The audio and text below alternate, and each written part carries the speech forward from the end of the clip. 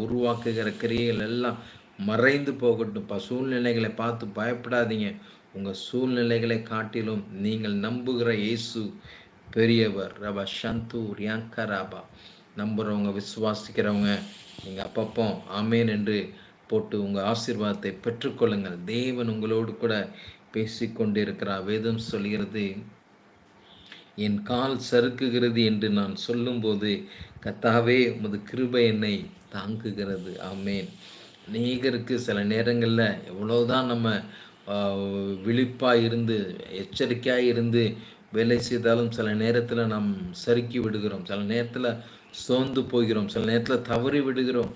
ஆனால் அப்படிப்பட்ட சூழ்நிலையில் உங்களை பாதுகாப்பதற்கு என் தேவன் உங்களுக்கு கிருபையாக இறங்கி உங்கள் வாழ்க்கையில் அவர் கிருபை உங்களுக்கு நிச்சயமாய் நீங்கள் சறுக்கும்போது உங்களை பாதுகாப்பதற்கு, உங்கள் துணையாக இருப்பதற்கு என் தேவன் உங்களோடு கூட இருந்து உங்களை பாதுகாத்து வழி நடத்துகிறார். அதனால் கவலைப்படாதீங்க. சறுக்கிட்டேன் பாஸ். ஒரு வேளை ஆவிக்குரிய வாழ்க்கையில் ஆண்டவரை விட்டு நீங்கள் பின்மாற்றத்துக்குள்ளே போயிருக்கலாம்.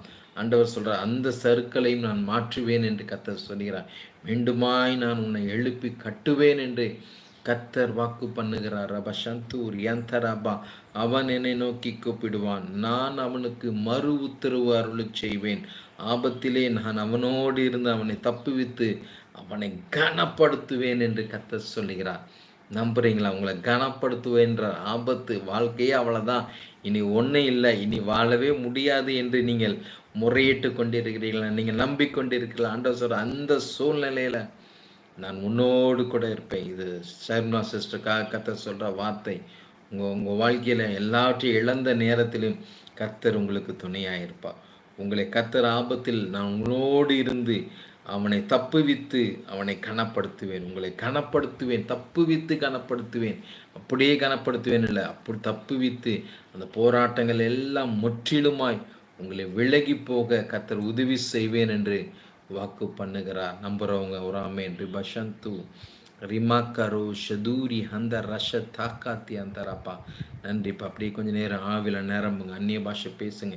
எந்த அளவுக்கு ஜெபத்தில் ஆவில நிரம்பி ஜெபிக்கிறீங்களோ அந்த அளவுக்கு உங்கள் வாழ்க்கையில் முன்னேற்றங்கள், மாற்றங்கள் வருவதை உங்களால் உணர முடியும். ரிபஷந்து ரியாக்கதரா. தடைகள் உங்களை விட்டு விலகி போவதை உங்களால் பார்க்க முடியும். ஆமீன். எதுவும் மேஜிக் இல்லைங்க. ஒரே நைட்டில் எல்லாம் நடந்துருமானா நடந்தாது.